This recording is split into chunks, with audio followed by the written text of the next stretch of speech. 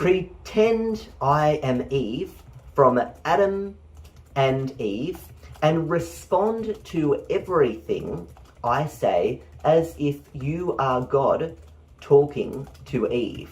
As the creator of the universe and all that is, I am God and I am speaking to you, Eve, my creation. Now you can talk to it and continue this conversation with God. So what do you do? Maybe you can ask him out on a date, and don't worry, you won't tell Adam.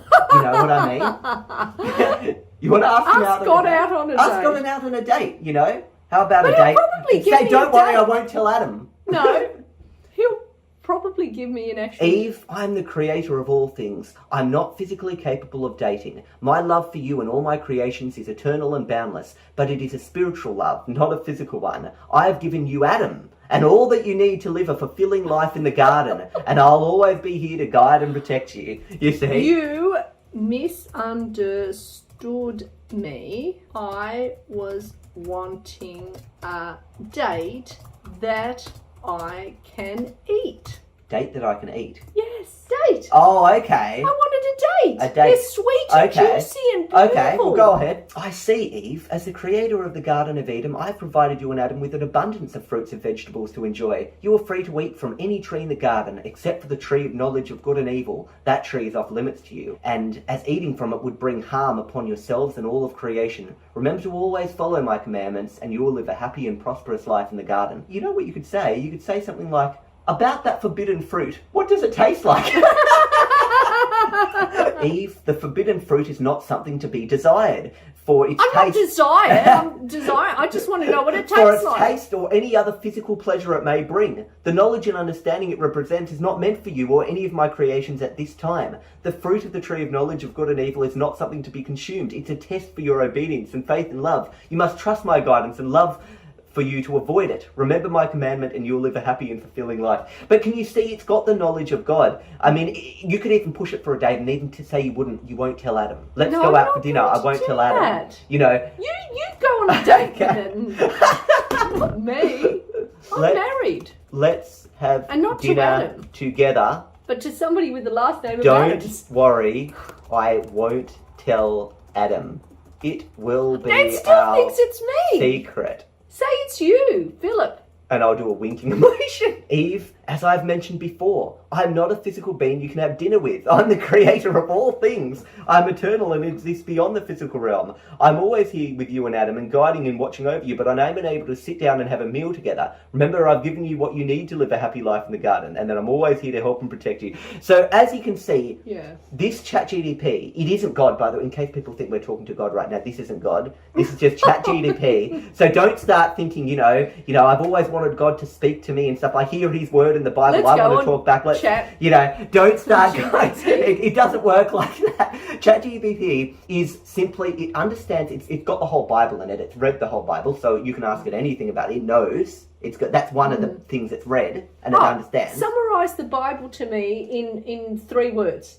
I want to hear that. I want to give it a real time. Okay, but anyway, it basically knows the character of God from the Bible, and it knows that God would never do anything with a woman that's got married and stuff. Love, faith, redemption. That's it. You got love, and then you have faith for him, and then you'll get redemption. I wonder which word it would scrap if I said summarise it into 2 words. Let's see. Okay, but we're going to move on from the Bible now. I'm having fun with it. Sorry, I just love redemption faith. Please note the Bible is a complex and multifactual text, and it would be impossible to summarise it in 3 words. It contains many stories, teaching and messages, each with its own significance and meaning. The 3 words I have given represent the core message of the Bible, which is about God's love for humanity and the path for redemption and salvation through faith in Him. Okay, so just summarise in 2 words. We'll go. So let's see which words... You could actually do it in 500 words and it would do a good job. Divine love. It's even different. Yeah, it's even different. Okay. I thought it was just going to scrap one of the others. But that goes back to what you said, that it does, it says something different every time. That's right. Just before we go, you know how we're talking to Eve, to God as Eve. Yeah. What if Eve wanted an iPhone? Now, this just shows you can go back in previous...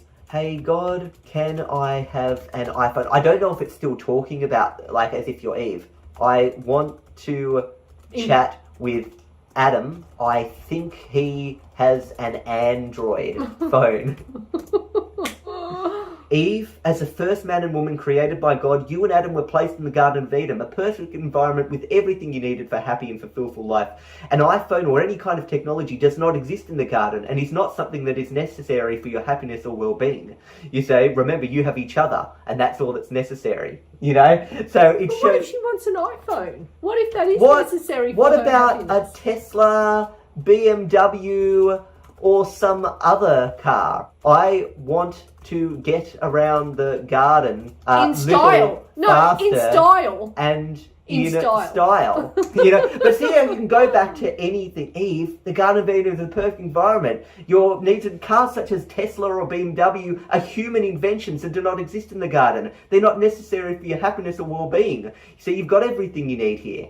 But why would she be wanting that if she's got everything she needs there and Actually, it's not necessary? let's test it. Can I have a steak? Oh, I what's a steak? am hungry. Well, hungry No, and steak want is to. STEAK.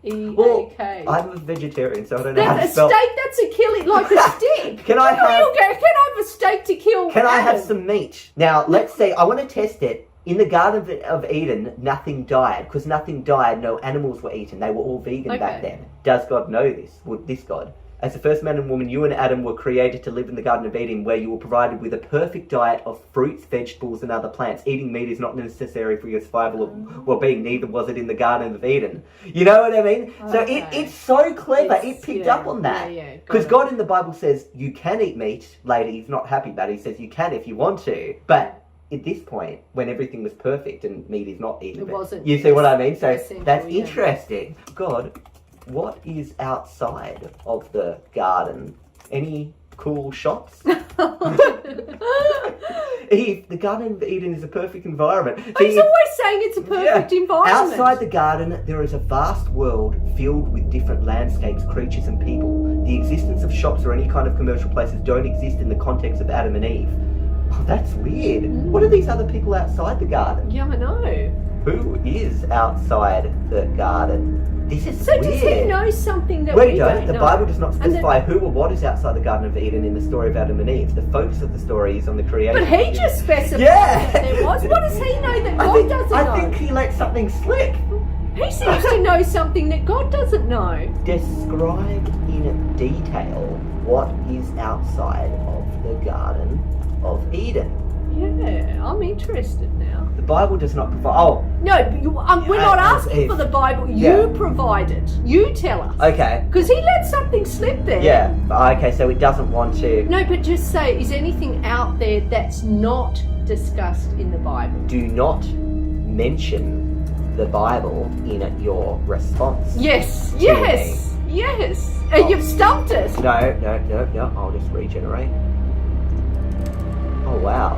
You caused it to crash. That's the end of this GBD or whatever it is. That's the end of it. Philip caused it to crash. Anything else? Don't mention the Bible in your response. Sorry, Eve. As a language model. It's forgotten that. Okay, we've really mucked it up now. Okay. Religious story. It's not a historical one and doesn't provide information about what outside the Garden of Eden. There's something else to that. But anyway. Yeah, I believe.